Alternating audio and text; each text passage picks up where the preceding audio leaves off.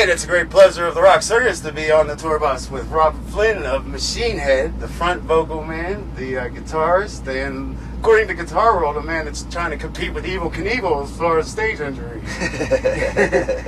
I kind of find that odd that they like coned it on that stuff instead of maybe some stuff about the album, you know? Sure. That's good publicity. You think that, don't you? Yeah, it was cool. You know, like it was a funny article. Yeah, it was. It was, and other injuries you incurred to other band members as well. Yeah, the injuries I've incurred and the injuries I've given to other band members or audience members. Well, they might treasure that. That's like, you know, a scar from one of the most, you know, awesome metal singers out there, man. Yeah, some of them might. Yes.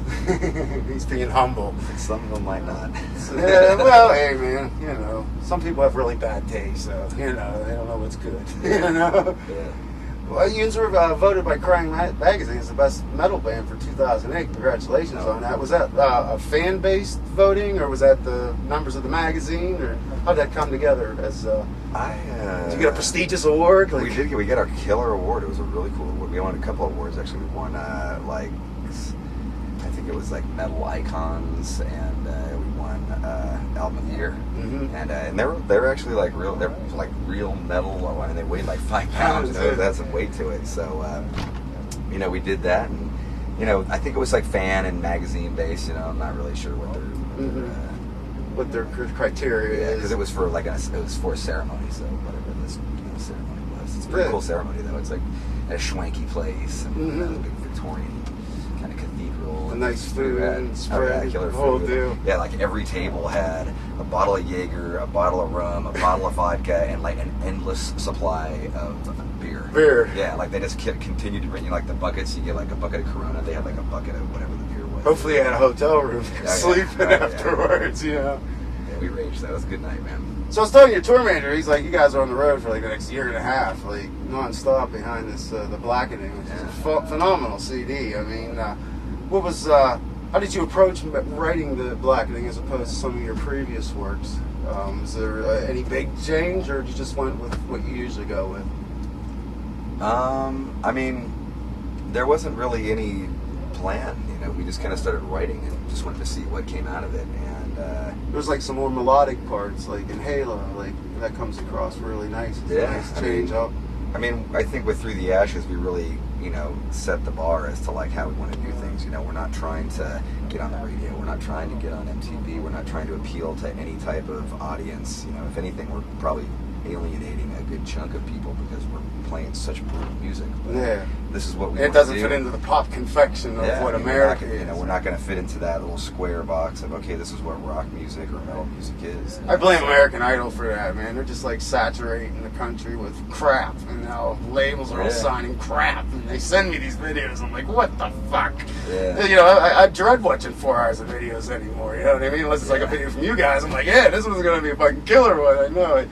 We let off the show last month with Halo because I thought it was a great video. This was your third video of the Blackening. Yeah, for this unprecedented. This is the most to do 3 videos. We've never done that before, like on any record. So how did the shoot come together for that one? Did you have a director, or did you direct? We have the band always comes up with the idea, and we've had this guy named Mike Sloat, who's been our longtime video director. He did our DVD, he did all the making of stuff, and he's done the last 7 videos. Mm-hmm. So we got a great relationship with him, and you know, he's really creative, and you know, can kind of take our crazy, you know, impossible sounding ideas and bring them to life. So yeah, exactly, can't beat that.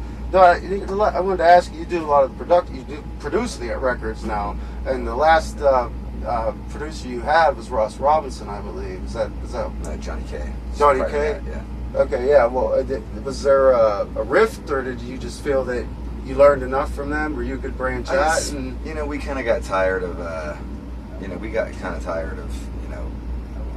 approaching people that we didn't really know, and like didn't feel like if they knew the band or not, and you know, it just kind of happened to, you know, I asked it, you know, we came to a point where the guy that, you know, Colin always mixes our albums, but Colin was supposed to produce Through the Ashes, but he got jammed up by whatever project he was working on. And I just said, look, you know, we started talking to people that we didn't know, that we didn't trust, we were going to pay them a lot of money.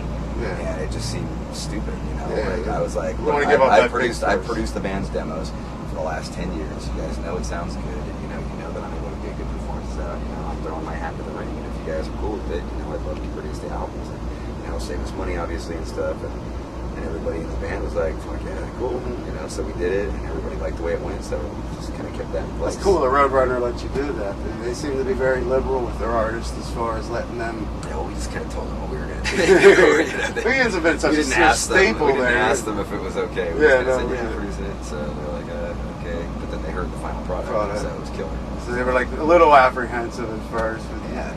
But you have had, you know, innumerable experience in the studio. I mean, how did the process for you procure to where you got to that ear that you could hear what you know what you want? Is it a... I mean, I've always basically co-produced every album. You know, like I've got a really strong idea of where I want the band to go and, you know, how I want things to sound. And so I was always kind of co-producing. I never took the credit. I just didn't care. Mm-hmm. And, you know, you know, and I learned a lot just from like working with the people. I was working with Colin Richardson and Alex Robinson. You know, these are Terry Date. They're great people. Yeah. And, you know, so I tried to learn as much as I could. And, you know, I love learning, but I still, even now, like I love learning new things. And, you know, it's exciting for me to do that. Did they show you a lot of their tricks? They did. I'd ask them, like, I'd ask them a lot of their tricks. You know, like, what's the deal with that? You know, like, how are you getting that? Yeah. And they were cool enough to share it with me. And so, you know, you know, it's like something I do with Machinehead. I have zero interest in doing it outside of Machinehead. It's not anything that really interests me. Like, I love making music and I love playing on stage.